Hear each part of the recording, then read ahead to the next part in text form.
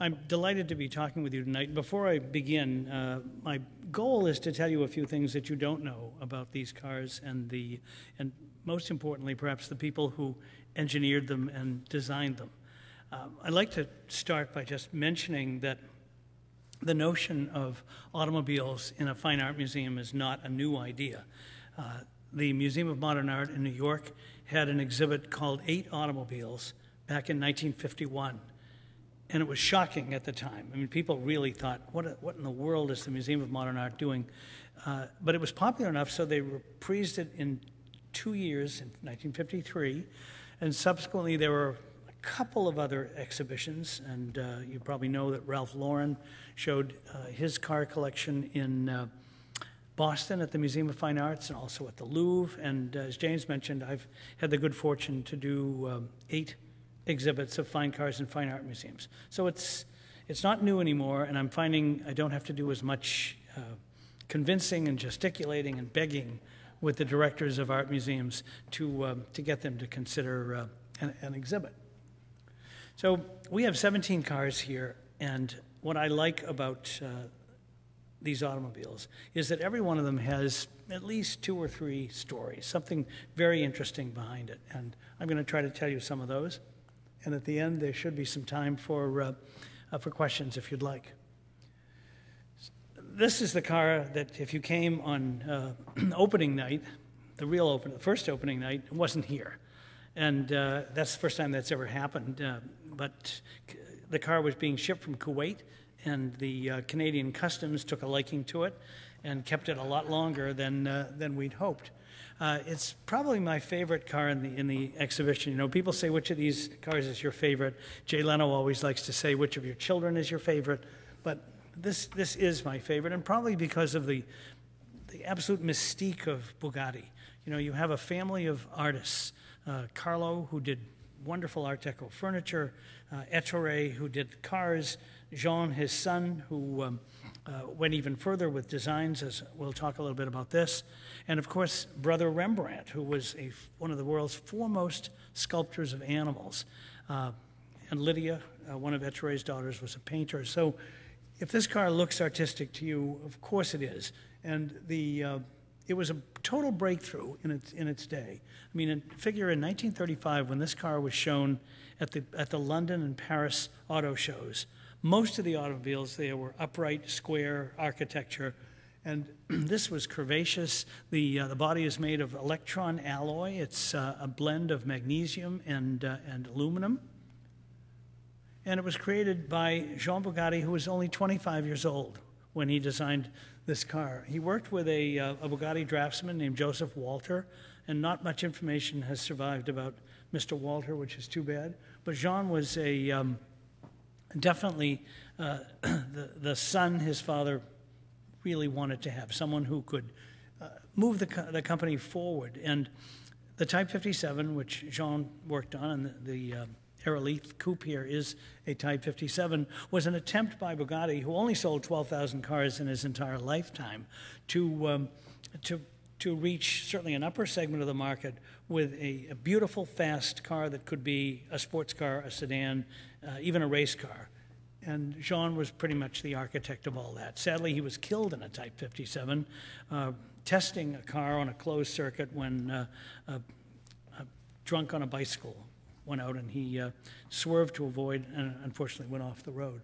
But look at him, and I always think, you know, there is a Bugatti make today. You know, it's owned by the Volkswagen Group. They build these $1 million high-speed, 240-mile-an-hour plus cars. I'm not sure that's what Jean would have done. I think the cars would have been more delicate, more elegant, more special. So it's a shame.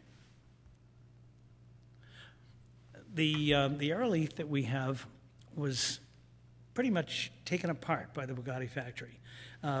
It was used as a show car for a couple of years. Pieces of it were used in the 4 Bugatti Atlantics, of which this is one. And why they took it apart and did that, I have no idea, but they numbered every piece. So in Lauren's car and in Peter Mullen's ex-Lord Rothschild car. When you look at the panels, you can actually see numbers, which is sort of cool. Ralph Lauren won Pebble Beach in 1990 with this Type 57 Atlantic. It's not exactly like the Aerolith. It's on the low chassis, the Sorbais chassis, and only 4 of these were built. One is gone forever. One was hit by a train and pretty much destroyed. Elements of it have been rebuilt. The owner was training his mistress how to drive the car, and when it was hit by a train, and it was the subject of a long lawsuit between the SNCF Paris French Railroad and the family and the survivors and so forth. But Lauren's car and Peter Mullen's cars are they're the 2 purest surviving Atlantics. And I have a few stories behind each of these cars, so I'll tell you one about this one. In 1990, at Pebble Beach, my wife and I were staying at the Highlands Inn. Actually, she was my girlfriend at the time. And we were sitting at the bar, and I wasn't looking, and she looked up, and she said, "I think that's Ralph Lauren."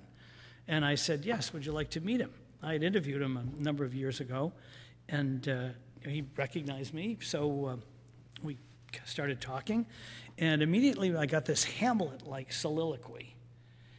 We've got the Atlantic here. East Coast cars don't usually win. We're really hoping, but I don't know. What do you think? And I'm thinking, I'm giving advice to Ralph Lauren here. I basically said they made 4 of these. Only 2 really survive. Unless there's something drastically the matter, I think it's probably going to be your best of show. We'll see what happens. Well, of course, it was, but not without some drama. It was restored by Paul Russell and Company in Essex, Massachusetts. And Paul said that Ralph couldn't decide whether he wanted the spun aluminum hubcaps, the wheel discs, or the wire wheels. The car never appeared with just the wire wheels alone. But Ralph agonized over this, as I guess only he is capable of doing. So at 5 o'clock in the morning on the show field, there was the car with discs on one side and wires on the other. And Ralph apparently walked around the car, and Paul had said, "Don't even think of doing it with the wires." But Ralph had to see for himself, and he looked at Paul and said, "I think you're right, let's go with the wheel discs." If they'd gone with the wires, it wouldn't have been best to show. It's still an absolutely stunning, stunning automobile.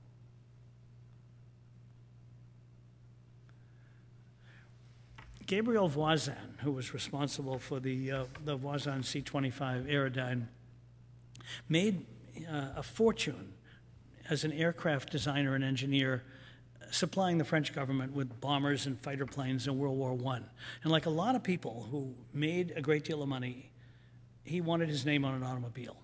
And Voisin was something of an eccentric. His cars have a lot to do with aircraft. I mean, you can almost see the shape of a wing in the curve of that car. The struts between the upright grille and the fenders are very aircraft-like. But most importantly, perhaps, Voisin didn't care whether you liked that car or not, or whether you were interested in its styling. He played to engineers. Didn't sell a lot of cars. He was something of a ladies' man, which you can read about in his biography. But most importantly, he did things the way he wanted to do them. This car has a sleeve valve engine, which, for those of you who are interested in engineering, and I'll make it quick, instead of poppet valves, sleeve valves are like slides that open and close to admit fuel and allow the exhaust. They take a lot of oil to make this work. The trade-off is a Knight patent sleeve valve engine is really quiet.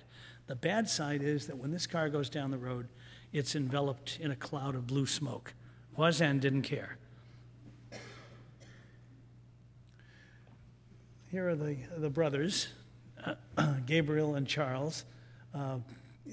They look like vaudevillians, but they were really serious automotive guys and serious aircraft people. And Voisins today are somewhat of an acquired taste. Peter Mullen, who owns the largest collection of Bugattis in outside of France, had a Voisin exhibit a couple of years ago, and the cars were really dramatic. This is a nice example. Voisin was interested in streamlining, in aerodynamics. This particular Aerosport coupe belongs to Arturo Keller, another great collector. But you know, if you look at a car like that and actually look at the car next to it, you can see how dramatic these cars were in their day, and oftentimes a little scary for people. Not to mention the fact that Voisin's cars were, as a general rule, underpowered, but brilliant in their looks, in their ideas. In that sense, very much ahead of their time. This is a car, the Edsel Ford Model 40 Speedster, that I'm very attracted to. Part of that could be because I'm a hot rodder at heart, and I have a 32 Ford that I really like. And this car is essentially a 1934 Ford chassis, but Edsel Ford, who was an artist himself, an oil painter, a very sensitive, very talented man, quite the opposite of his father, Henry Ford, who was puritanical and strict and stern. And really, it is true, there was, for a long time, with Model Ts, after the first few years of color, any color as long as it was black, the Ford engineers designed the cars. But Edsel hired a man named Bob Gregory, who was a former yacht designer, and between them, they turned out this, which was kind of Edsel's dream of what he called a continental speedster. He went to Europe, he saw some sports cars, he wanted a long hood, selfish little cockpit, short tail, exciting roadster, and that's when you were the president of Ford Motor Company, which he was, and you had already had the aluminum craftsmen who were building the Ford Trimotor. You could have your own sports car, and that's what Edsel did. Here's a picture of Edsel. Every photograph you ever see of him, he's impeccably dressed. He unfortunately died of undulant fever and stomach cancer in 1943. The Ford Motor Company would have been very different had he survived. And I always think it's so unfortunate that his name is associated with the Edsel of the 50s, which unfortunately was a marketing disaster. Not the worst car in the world, and like so many collector cars now, everybody wants an Edsel station wagon or a convertible. Where were they in 1957? But here's Bob Gregory, who I had the good fortune to meet when he was in his 80s. He lived to his early 90s, and he was still designing yachts. He lived in Florida, and was a quiet, unassuming, very talented man. Together, they were the Ford styling department, and then they began adding other people in the 1930s. So the Edsel Speedster that we have actually started life with a different grille, more of a pointed prow and little headlights to the side. But it overheated. I mean, flatheads overheat. Not mine, but they do. And Edsel had Gregory redesign the front of the car. This is where I can actually use this little pointer if I can remember the point part. No? Okay, good. So it had a V'd grille. It had little headlights here and here. This is a model that Gregory did for Edsel to show a better way to cool the car by having this horizontal grille. There's a note here signed by Edsel. It says ETB, which is ETG rather, ET Gregory. The form is very good, but wonder if the two grills shouldn't join. Now, they must have had a pretty great understanding, because when you look at the car we have upstairs, it looks just like this, the two separate grills. I'm not sure it's as attractive in its second iteration, but you'll see in a moment a story about that. So here's the car. I'll get used to this in a minute, I promise. Here it is with its first iteration, a V'd grille, little headlights, but cooling problems. In this picture, people have thought for years that there were several of these cars, and it's because they changed it several times. You look here, there's one row of louvers. You look here, there's two rows of louvers. So that got some of the Sherlock Holmes of the automobile to think there had to be two cars. No, I'm sorry, there were two hoods. But there are no pictures of Edsel with this car, and reportedly he kept it at his estate because Henry frowned on something like this, and we know that the car cost in excess of $100,000 in 1934 to build. So they spent a great deal of money. Some of the fun that they had at the estate, these are security guys in this little car.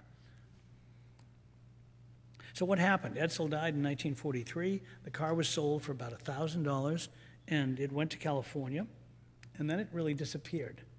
Here it is at Coachcraft. Some of you may be familiar with Coachcraft. They built some, Rudy Stossel built some wonderful bodies there, and then he worked previous to that, he'd worked for Dutch Darren. So here it is, and you'll notice that the color is darker, and we're pretty sure that it was black at this point because it later became dark red. It was advertised in an ad in Road and Track. You could have had it for a couple of $1,000s. This is Coachcraft's showroom, and then it really disappeared. Bill Warner, who is the founder of the Amelia Island Concours, wanted to have the Edsel Speedster at a show a number of years ago. And the last he knew, an article by Mike Lamb had said that the car was in DeLand, Florida. And he knew the name of the owner, so he, in those days, looked it up in the phone directory, and sure enough, there was a name. And he called and said, "Do you own the Speedster?" And the man said, "Yes, I do." He said, "Well, I'd love to have you bring it to Amelia Island." And the fellow said, "I don't want to go to a car show with it. Why, you want to buy it?" Well, Bill said that he hooked up his trailer about as quick as he could and got over there. And we think he paid under $100,000 for it. And he refurbished it a bit and then sold it for $1.35 million. So kind of a tidy profit from a speculative phone call.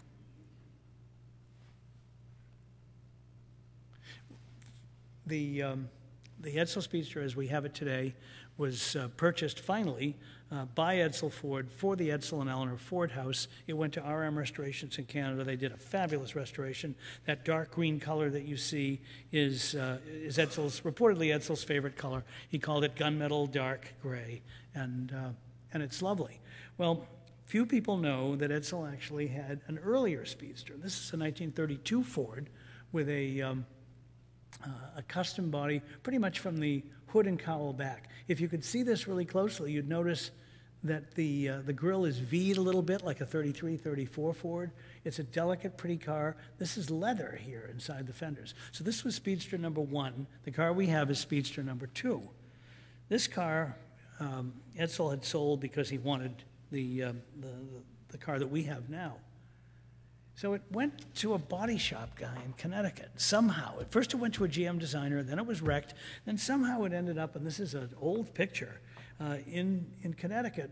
And because the fenders were destroyed in the accident, this gentleman here put 35 Chevy fenders on it. Had no idea that it was Edsel's Speedster. And he had it for a long time. Well, one of his neighbors was a fellow named Jim Gombos. And I met Jim. I was giving a talk one night at the Saratoga Automobile Museum. And after I finished, a man came up and said, introduced himself. He said, "You know about the Edsel Speedster?" And I said, "I do," thinking he was talking about Bill's car. He said, "No, I mean the first one." I said, "Oh, yes, I've read that it's been lost forever." He said, "Well, I have it." I said, "Really?" He said, "Would you like to see it?" And I said, "I'd love to see it." And he told me how he'd gotten it. He had made friends with this body shop guy, and when the man died, his widow sold Jim the car, and not for very much money. I'm not sure. He may have omitted the detail about what it was. I don't know. But he told me that he was moving from Connecticut to Knoxville, Tennessee, and he would be trailering the car, which was in pretty decrepit state. And he would go right by my house, and he'd stop and show it to me. So about a week or so after we had this conversation, I walked outside. Here was a trailer in front of my house. I opened the back door with Jim and thought I was seeing a ghost. It was, for car people, if you're really into this kind of thing, and someone tells you, or books have told you, or everyone has told you, a car doesn't exist, and then you see it. It's pretty cool, even if you didn't find it. I mean, the best is when you find it, but this was pretty neat. So there's a third Edsel Speedster. And again, it's not widely known, but there's Bob Gregory, always impeccably turned out. And this was an idea that Edsel had in 1935-36 with Gregory. You can see this is a 35 Ford front and these vestigial fenders. They wanted to build this in limited numbers. Now, of course, it's still the Depression, not a very good time to do it. And this was a stillborn project. They built one, and it has disappeared. I wonder if it's still out there. The other two we know turned up. So let's say we're hoping. Cut down doors, right-hand drive. You can't quite see the steering wheel here, but Gregory thought that made it even more authentic to have a sports car with right-hand drive. I mean, I'm not sure where he was going with the double white walls, but this is a spiffy little sports car. And he had to drive it from Dearborn to New York to show it to some speculative investors. And it had no side curtains. I guess he drove it with the top. But I asked him about that trip, and he said he was never so cold in his life. But they were hoping that they'd find... The Ford Motor Company wasn't interested, but they were hoping that someone would. But it wasn't, and it's gone. But maybe it'll show up someday. This is Paul Arzon's L'Oeuf Electrique. It's not in the gallery with the cars. It's upstairs. I hope you all got to see it or will get to see it. And it's a remarkable car because if you look at the date here, it was built in 1942. Now, picture Paris in 1942. It's crawling with Germans. The French have lost everything, the shortages of everything. The Germans are shipping everything they can back to Germany. There's a fabulous book that just came out called When Paris Went Dark about the occupation, which is really worth reading. And here's Paul Arzon, who was something of an inventor, something of an engineer, and how he got the aluminum to build this little bubble and the perspex, which is usually in an aircraft canopy, we have no idea. But he managed, and initially it had a little battery, a couple of batteries, and it would roll around at 30 miles an hour and in Paris with 2 passengers. Gasoline was almost unobtainable. They were running cars on coal gas. I like to think that people saw this little car buzzing around the streets and felt maybe there was hope somehow that the darkness would end. And what's really fortunate is that this little thing has survived. I mean, one side of it, the perspex, has been repaired, but it's essentially the way it is, except now it has a small gasoline engine in it. Someone did that years ago, but you look at it, it's the forerunner of some of the bubble cars that were popular in France after the war. Arzon himself, after the war, tried a number of interesting things. Here he is with the Eiffel Tower behind, very fitting French scene. And this was a car that he'd built on I believe it was a Peugeot chassis. He was nothing if not a bit controversial, and the styling of this is really pretty wild. They only built one. He couldn't get anyone interested in buying it. So he went on to design the locomotives that were, I don't remember if I did a locomotive picture. No, I didn't, sorry. If you see old movies of France in the 50s and 60s, and they have these bluff-looking, square-cut Model BB and Model CC locomotives, and that's Paul Arzon's heritage. But do go up and look at the L'Oeuf Electrique. It means the electric egg, because it's in a very dark time, it was a very special bright light. This is the 1948 Tasco. Gordon Burig, who designed this car, designed some of the most beautiful cars in America. He worked for Duesenberg, and he designed Auburn Speedsters, and of course he designed the Cord 810 and 812. This is a post-war effort that we'll have to say was not Gordon Burig's best design. I mean, it's fairly dramatic when you look at it this way, and the body was built by Durham in Philadelphia. He had a group of investors. Tasco stands for the American Sports Car Company, and Burig was fascinated with aircraft technology. The cockpit of this car is very much like an airplane of that era. There's a T-top, the first one, and Gordon patented that idea. The fenders are made of ABS plastic. They turn with the front wheels. There were a number of innovative ideas here, but I'm sorry, the car is really pretty ugly. And it would have been expensive. The example we have, which comes from the Auburn Cord Duesenberg Museum, which if you've never visited is really worthwhile. It's 90 miles away. This has an Arden Mercury, an overhead valve conversion done by Zora Arkus-Duntov, so it's got a pretty cool motor. It hasn't run in many years, but I've borrowed it now twice, and the museum is saying that maybe they ought to get it running because it's become of interest to people and popular. here's Gordon with a model of the car. The Tasco is one of these cars where the sketches probably look pretty good. And Gordon is, I don't know whether he's smiling. I'm reading kind of a rueful look into that expression. It's like, oh, God, you better get this thing out there. He doesn't look quite as blissful as some designers might with the car. But he was truly a creative man. And unlike a lot of people in the classic design era, Gordon used to go to Classic Car Club and Auburn Court Duesenberg Club meetings where people congratulated him, loved his work. So he got to take a bow long after those makes were out of business, knowing that people really appreciated them. I don't think there was a Tasco club. There's only a couple of Tascos. But fortunately, it survived.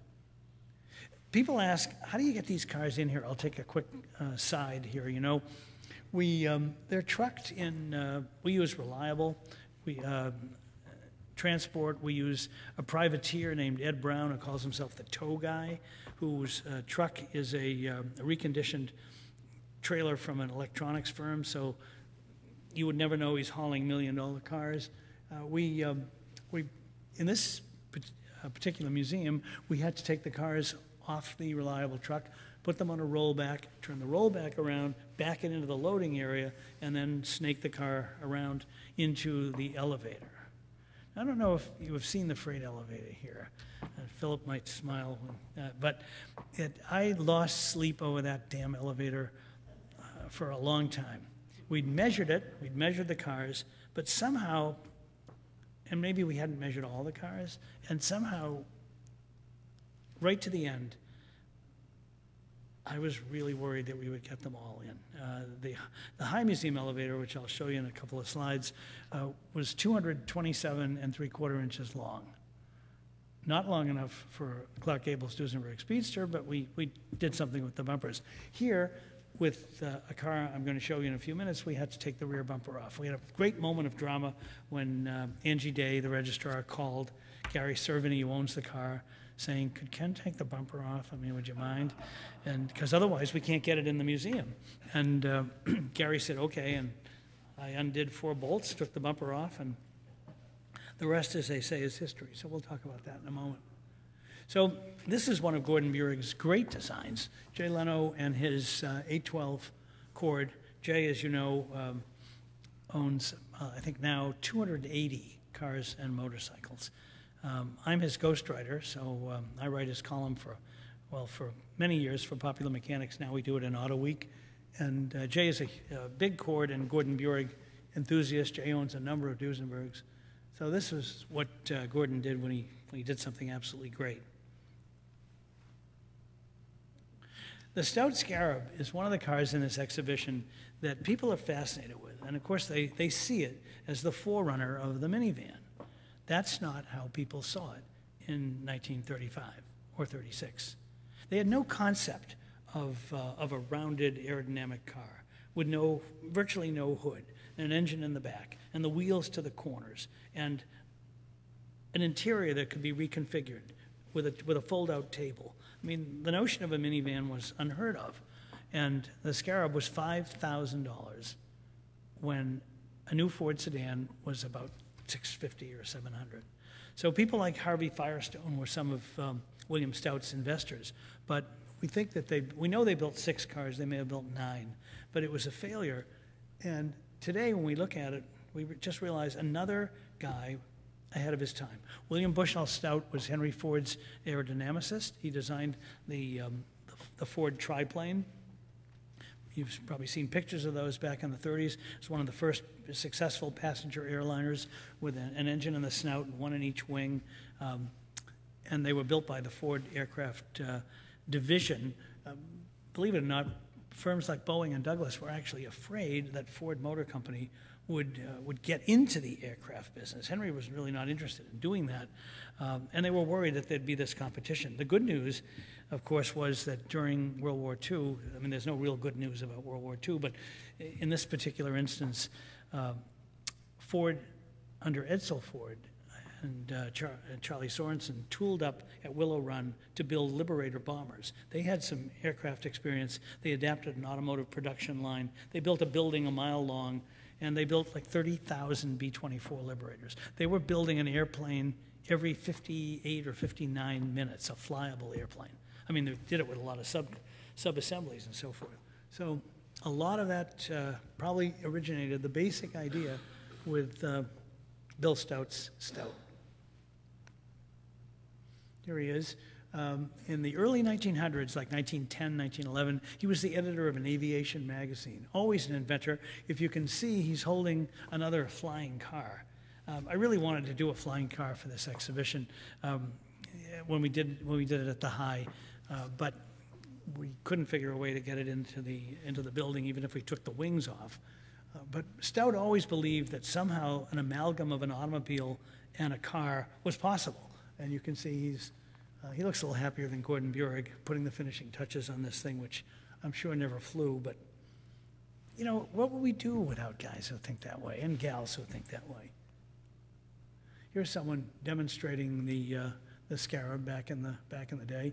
I'm sure it attracted a lot of attention wherever it was. The car we have was sold a couple of times, and then it went to France, where it was finally rescued and brought back by Larry Smith, who lives in Saginaw, Michigan. And when they brought it in to customs, apparently the customs guy looked at it, evaluated it, and asked Larry why he wanted it. Well, there hasn't been a Stout Scarab on the market in as long as I can remember, but I think it would fetch a pretty penny if it was. Here's the inside, because you can't really see very well in our exhibition. You can't look in it because the belt line is so high. But this is the driver's seat, which is somewhat fixed. Passenger seat could be moved around. Seats in back can be moved. Little tray here. I mean, you could have a proper bridge game in a Stout Scarab.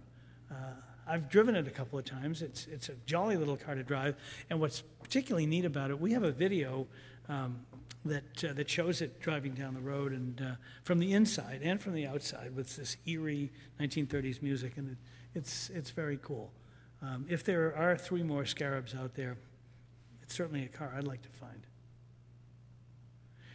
The Chrysler Thunderbolt, you can see some similarities. This is 4 years later. And Chrysler, of course, in 1934-35 had built the Airflow, a streamlined car that they felt was going to be the car of tomorrow. And unfortunately for Chrysler and DeSoto, because they shared some of the architecture, this unit-bodied, super streamlined, today quite elegant automobile was a marketing failure. And Chrysler didn't go out of business, but they lost a lot of money. The cars, they had invested so much in tooling that they couldn't really change very, very quickly. So they developed a longer nose that bolted on the front of an Airflow so that the car would look a little more like a conventional car. They didn't sell any better. And so for a couple of years, Chrysler was, toward the end of the year, they went back, end of the 30s, they went back to building cars that looked like everybody else. But in 1940, and 41, they hired Alex Tremulous. We can show Alex here, yep. And they wanted to build a show car that would say Chrysler is as hip and designed as anyone else. And so I'm going back to show you hidden headlights, a steel hardtop that folds, swoopy sides.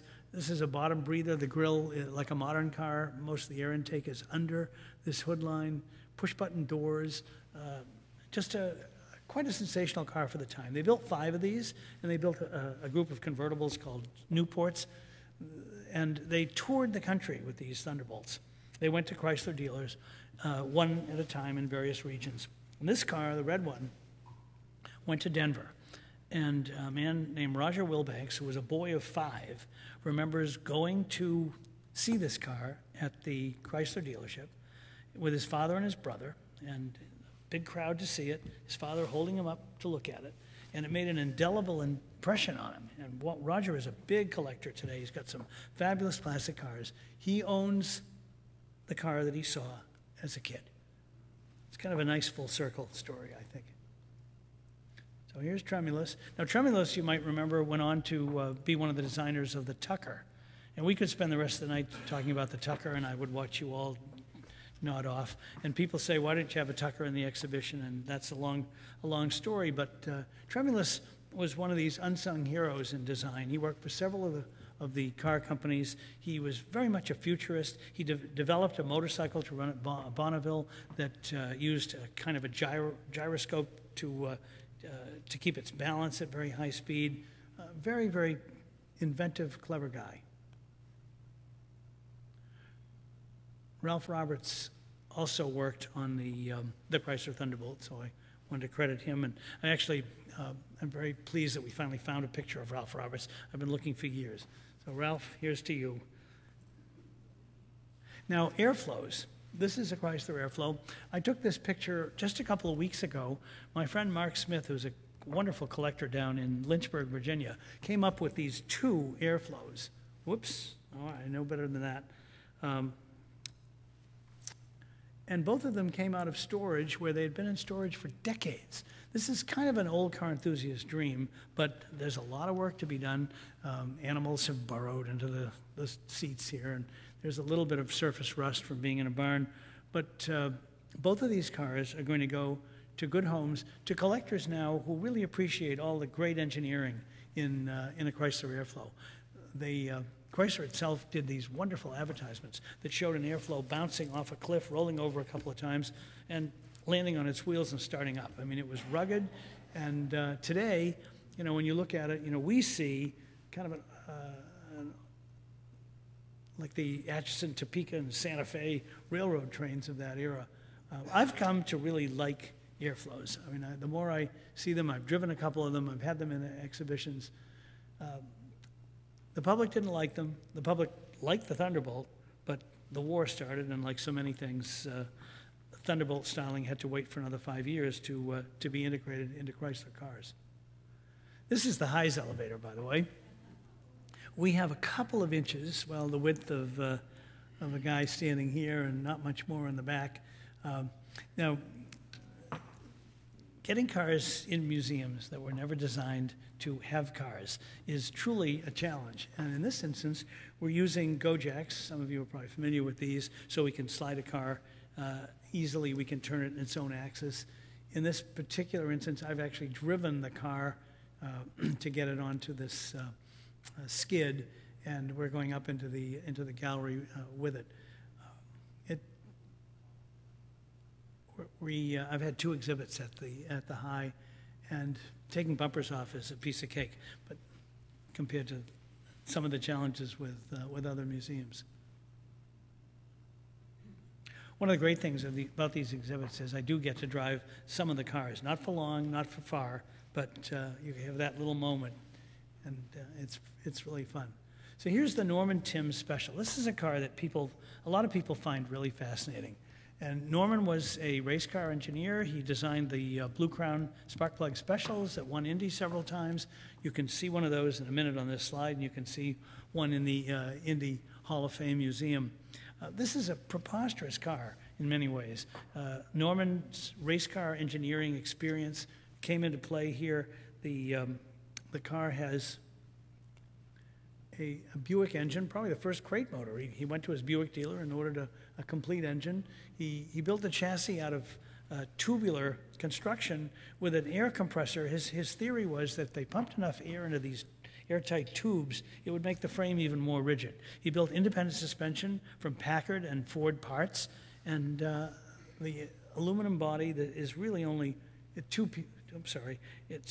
2 pieces, because Emil Diet, a well-known race bodybuilder of that era, formed all this aluminum, welded it together, smoothed it off, and built this really beautiful car. It was on the cover of the 1949 Motor Trend as a kind of car of tomorrow. The problem for Norman was, after all this work, when he put the car together, and here he is with a model he built of it, and the wooden buck that they needed to form all the panels. I'm not sure where he's towing that, but it was quite an effort to do it. And here, by the way, is how they access the engine. There's a hydraulic jack because it's too heavy to lift that tail up. Here it is on the cover of Motor Trend. But it turned into a bit of a nightmare for Norman, because he was a shy, private man, and everywhere he drove this car, people waved, and they wanted to get in it, and they wanted to look at it, and they bothered him, and so he sold it. Here's one of his Blue Crown spark plug specials. I mean, the man's credentials were really pretty amazing, and it's neat that car survived. The Tim special somehow ended up in the high desert in California. I'm sorry I don't have a photo of it, but for years people knew about it. It's actually in one of the early, the Gone in 60 Seconds movie. There's a shot of it. I mean, many people knew where it was and what it was, but some hermit prospector, desert rat guy didn't want to sell it. And finally it ended up at an auction at the Peterson Museum, and we looked at it from the point of, gee, should we buy this? Should we restore it? We thought it would take a fortune. Fortunately, Gary Cerveny, who owns it now, who's a braver man than I am, he and his father began this restoration. Gary is pretty well fixed, and when they found that they really couldn't restore it themselves, they took it to Dave Krause in Loveland, Colorado, and did this beautiful restoration that we have. One of the biggest mid-century events that happened in America were the General Motors Motoramas. A few of you might be old enough to have gone to one. I will admit that my dad took me in 1956 to the Boston Commonwealth Armory to see the Motorama, and it pretty much influenced my lifelong passion for cars. General Motors showed cars like the LeSabre here, one-of-a-kind dream car, low chassis, little wheels, V8 motor that would run on methanol or gasoline, rain-sensing top, wraparound windshield, a lot of things that became exciting inclusions on their production cars were shown first on this car, and it was basically built for Harley Earl. Harley Earl was the head of General Motors Design. In 1938, he'd convinced General Motors that he needed a really fancy roadster that he could show what GM was capable of. So they did this Buick that they called the Y job. It has 13-inch wheels, bigger tires, but as you can see, hidden headlights, a split windshield, and they occasionally let people drive it. So here I am driving it around in Harley Earl's seat. This was back in the day when they did that sort of thing. Today, I'm not sure they would. But Harley, this was his personal car. It was a GM design statement, but it was also the way he drove around Detroit. And Harley was a very imposing, guy. How did that, oh, you know what? I think I've lost a slide. Darn it. Oh, well. Interesting. Well, not to worry. We'll see some pictures of Harley in a moment because I've got quite a bit of that in here. Here's the General Motors Firebird. In essence, a jet plane for the road with its vestigial wings slanted slightly to keep it on the road instead of having it fly. An early and probably the first American gas turbine engine experiment. It had a drive gear and a turbine to run the rear wheels, very high exhaust temperatures, not very good fuel mileage. But again, in the early 1950s, 53, this car on a turntable, and it's at the entrance of our exhibit, in an auto show, was out of this world stuff. I mean, total rocket science, literally and figuratively. Maury Rose, the Indy driver, tested it for General Motors, supposedly went over 150, said it was capable of much more, but it wasn't capable and really wasn't intended to be a road car. Here's Harley with a model of the Firebird. Harley was 6 feet 4 inches tall, so although he loved cars and wanted them to be lower, longer, wider, sleeker, when he stood next to one of these cars at 6'4", no matter what they did to it, they really looked low. And he totally shook up General Motors' design. He came from the Earl Coachworks. He and his dad built custom-bodied cars for Hollywood celebrities. And when he went to Detroit in 1927, he redesigned the 1927 LaSalle, copied pretty much an Hispano-Suiza body, and launched General Motors' Art and Color section very creatively. Here he is again in the LeSabre.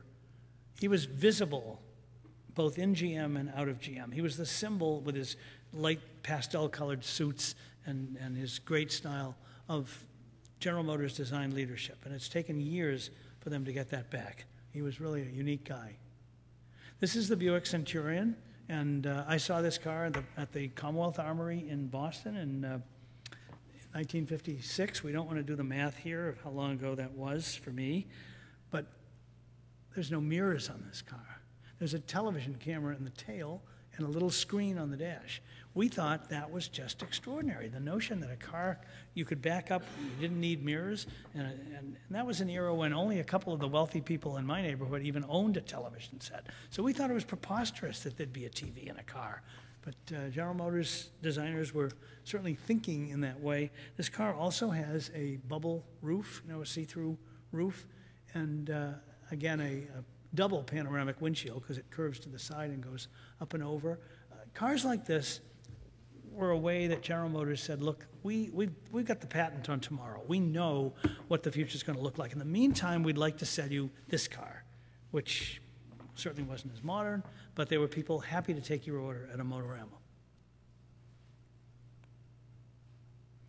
Harley again, with what I'd like to show, and the reason for using this slide is the people who designed these cars, and we'll look at a couple of them in a minute, and we have pictures in the exhibition, were extraordinary artists. I mean, the engineers were very much involved as well, but in order to sell ideas to this man, you had to be able to render and sketch and draw and paint. And when they were showing the car tomorrow, they had to show the people of tomorrow and the setting of tomorrow. So I urge you, if you haven't done so, look at some of the drawings that we have up in the exhibition. I think you'll find they're really very artistic and beautifully done. One of the designers whose work we have on exhibit up there is a man named Carl Renner, and this is kind of a sketch on the way to a sketch. What always breaks my heart is that many of these designs were, Harley would look at it and say, no, not that one, yes, that one. Some of these guys had the foresight to take designs home. A lot of them were thrown away, which is really a shame. This one survived, and as did many others, and it's pretty racy looking, although I think Mercury did more with those taillights like that than Ford did. Here's Carl Renner as a young designer. Today, if you go to Detroit, and I go quite a bit, and go to these design presentations, these guys are all dressed in black, and they wear shoes that you probably have to buy in Italy. Their pants are pegged, and they've got trick hair. And here's Carl. He was the top designer of his day. He looks as nerdy as the other guys. Probably there's a pocket protector under that suit. My apologies to anybody who still uses a pocket protector. So here's the Cadillac Cyclone. This was to be a Motorama car, but it never was because the Motoramas were ending. And although this car was developed to be in Motoramas, it was too late. So they introduced it at Daytona at a NASCAR race, which was a great way to publicize a car that had a lot of very innovative ideas. These are actually proximity sensors in these cones here. Now, the GM did not have the technology for proximity sensors. They couldn't warn of a crash. They couldn't keep distance between you and the car in front of you the way they can today. But they had the idea, and they were saying that one day it would be possible. Now, they called these Dagmars. And the reason some of you who are old enough to remember was because there was a Hollywood starlet, a very well-endowed lady, named Dagmar. One name, Swedish actress. So these cones, which were also a styling theme done on bumpers in front and in back, were euphemistically called Dagmars. You look at them today and you think, what were they thinking? And I always think, I know exactly what they were thinking. This car has a lot of trick stuff. We are showing it with its bubble top. Sorry, up, and there is the bubble top. I'm going to go back because you can see it better on this. With the bubble top on, there are no windows. So in order to pay a toll, there's a little door here that folds down, and you would reach through, and there's a little loudspeaker in the car, so you could say hello and thank you to the toll collector. There's also a series of vents because there's no air conditioning. But the bubble top, as we have in this unfortunately not so hot slide, the trunk area lifts up and this bubble top folds. The doors are sliding doors, which again was kind of an innovation for that era. This is its first iteration. You'll see the fins are pretty high. When Bill Mitchell took over from Harley Earl, he had to do something, and he was a pretty clever designer himself, so he cut the fins down and painted it silver and did some other things. But the story that there's Bill Mitchell, who followed Harley Earl. There's only been 6 GM design directors in the company's entire history. There was Harley, and there was Bill Mitchell, and there was Irv Rabicki, and Wayne Sherry, and Ed Welburn, the present guy, and I'm forgetting somebody I'll remember in a moment. But Bill Mitchell was kind of in the Harley Earl mold, you know, a fancy dresser. This car is the prelude to the Stingray, which Mitchell financed in a secret laboratory at General Motors. You could do that kind of thing. They actually walled off a section, and people like Pete Brock and Larry Shinoda would report to work every day and sneak into this area and work on the Stingray. And ultimately, General Motors management and our Zora Arkostantoff decided, you know what, we need this car. And out came the Stingray in '63, but thanks to Mitchell. Robert McLean had a hand in this as well. But actually, what I want to do is go back for a moment and tell you a story about the Cyclone.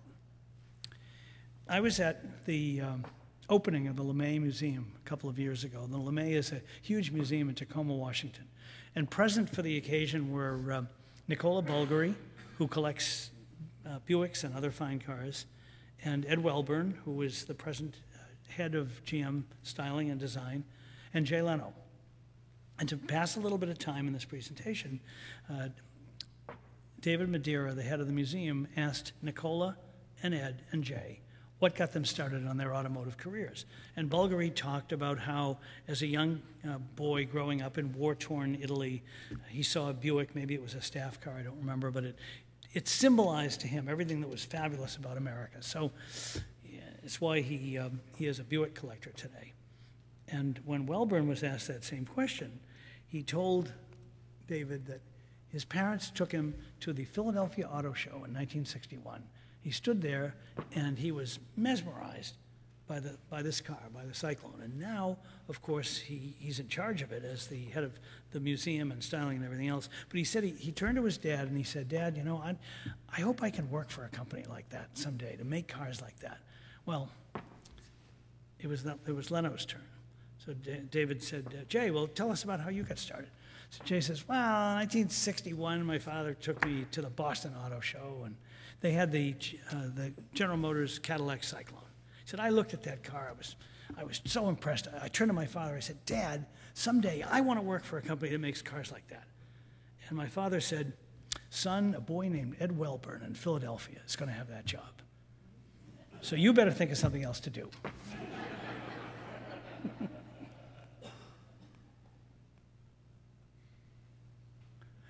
I'm showing you this slide because all 3 of these cars are GM concept cars, and they're all gone. General Motors, when they were done with their concept cars, a few of them survived, thank goodness, but some of the best of them were scrapped. They didn't need them. They were out of date. There wasn't any feeling about keeping them.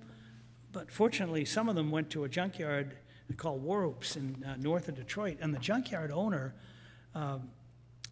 he sort of pretended to cut them up, and in some cases he did some damage, but he didn't want to destroy them. So he hid them under tarps, and ultimately a collector named Joe Bortz from Chicago found quite a few of them and restored them. But these cars, including this Nomad station wagon over here, which is pretty cool, this wonderful Cadillac hardtop, gone forever and very sad. This is the Chrysler Ghia. I'm looking at the timing and thinking, how am I doing? Speed up a little, I guess? Yes, sir. Okay.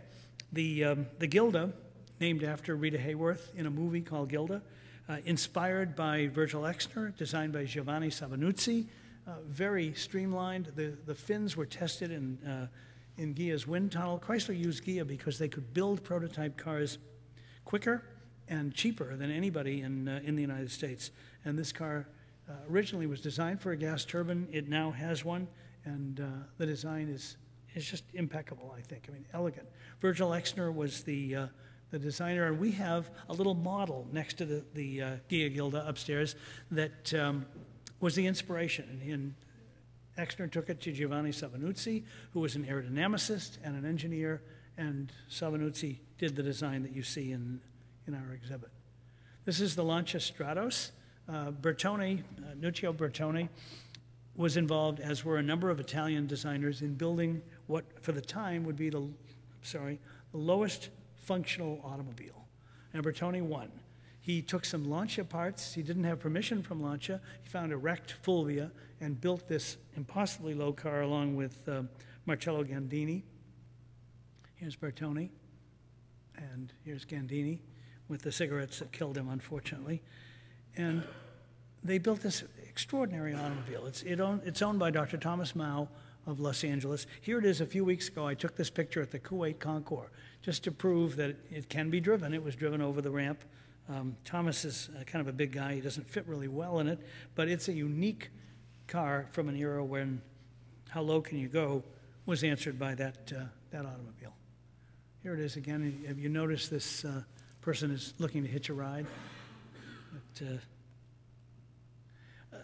Bertone drove that car to Lancia, drove it under the barrier to impress the guards, and the end result was this Stratos coupe. It doesn't look really like the HF0 that we have, but it was the inspiration for this car and a nice piece of business for Bertone.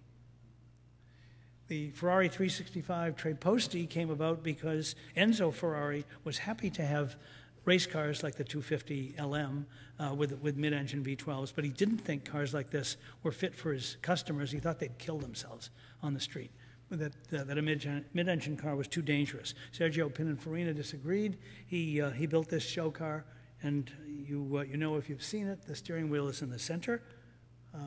There's Sergio, who just died a couple of years ago, was a brilliant heir to the Pininfarina design company. And here's Aldo Broverone, who was also one of the designers on this car. And here's, I hope you can see this, a wonderful Norman Brockbank cartoon that shows two women over here fighting and a guy in the center knowing that one or the other is probably going to get back in the car. It's a bit sexist, but, you know. Here's Luigi Canetti, who owns the car, who last August turned down an offer of $22 million at a Gooding auction, thinking that because there's only two of these and GTOs are selling for $50 million, maybe there's a shot at getting a little more. The Gina is a car that fascinates visitors because its lycra skin was an effort on BMW Design's part to show a quick way to get to design without stamping, without tooling. And as you can see, the skin wrinkles, it opens, the hood opens. It's really brilliant. But BMW didn't have it in its museum. When I asked to borrow this car, they said, "Why do you want it? You know, we have it. It's over in the design studio." And I said, because it was the inspiration for the 3 Series Roadsters, and it not only is it a clever experiment, but it's great looking. So they dragged it out for us. Chris Bangle headed up the design team, and we have it here. And our last car, of course, is this Porsche 918. This is the concept car that was shown in Frankfurt. Porsche is making this car now if you have like $1.2 million and want to buy one, but it doesn't. If you put them side by side, they're really quite different because the production car has a number of elements that the show car doesn't. But I'm still pleased to have it. It was designed by Michael Maurer, who told me a few years ago that working for Porsche is one of the hardest design challenges that he knows of, because when you think of Porsche's strong design heritage, what a 911 looks like, they can't just go off here and do a whole new Porsche. It has to be evolutionary and still exciting and special, and Michael's a master at it. So, I'm kind of running a bit late here, but I wanted to give you a few little nuggets about these cars, and I'm really happy to answer any questions you have.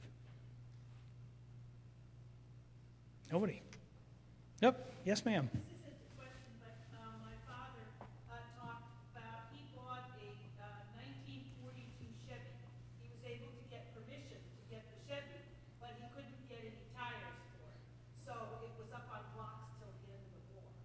So that was an interesting thing about it. So that's probably why a lot of the cars didn't sell. Nobody could get tires for it. Well, they stopped making production automobiles in February of 1942. And when they began again in 1946, items like chromium were in short supply. So you will see pictures of 1946 cars delivered with wood, like railroad ties for bumpers, for a couple of months until they could, you could bring the car back to the dealership and get bumpers for it. Anyone else? Yes, sir. Do these companies build one-offs for high-end clientele? If they have an idea? That's a good question. Pininfarina, a couple of years ago, Pininfarina built a special Ferrari for a man named Jim Glickenhaus, a multimillionaire who bought the one car that we had in Atlanta that's not in this collection. We had the Ferrari Modulo show car, another how low can you go car. But when I went to borrow it, I found out that Glickenhaus had purchased it from Pininfarina. He was a great customer, and he's going to get it. He's going to make it an active road car. But in the meantime, they built him a one-of-a-kind special Ferrari. It's hard to do today because these are not body-on-frame cars. They're unit bodies, very, very expensive to do something like a full custom car. So the Italian coach building houses build production cars, really, to special design. Yes, sir.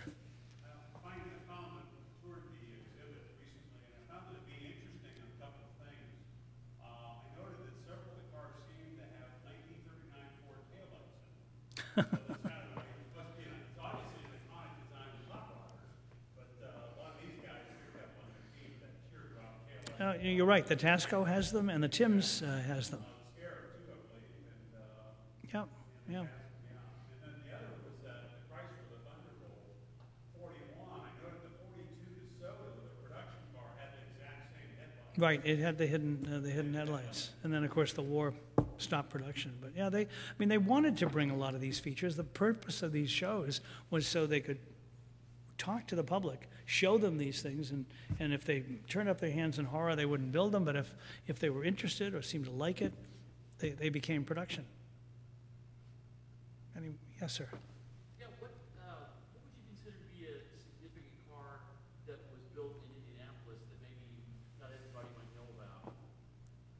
Well, you have the Stutzes that were built right here in Duesenberg. There were others. We've talked about doing an exhibition of cars of Indiana because you've got Marmon and Cord. I mean, there were so many great Haynes. I mean, there's a lot of them.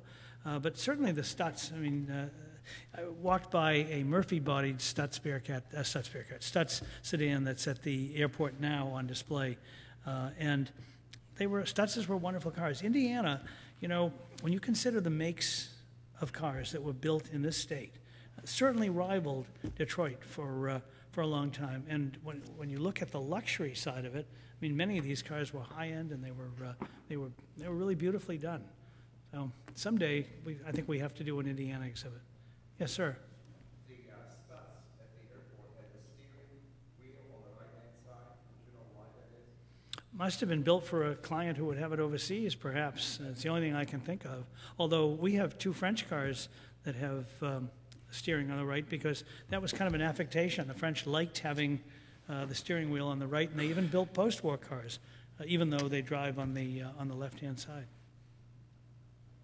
Well, I really appreciate your attention. Thank you for coming. Visit often, and thanks.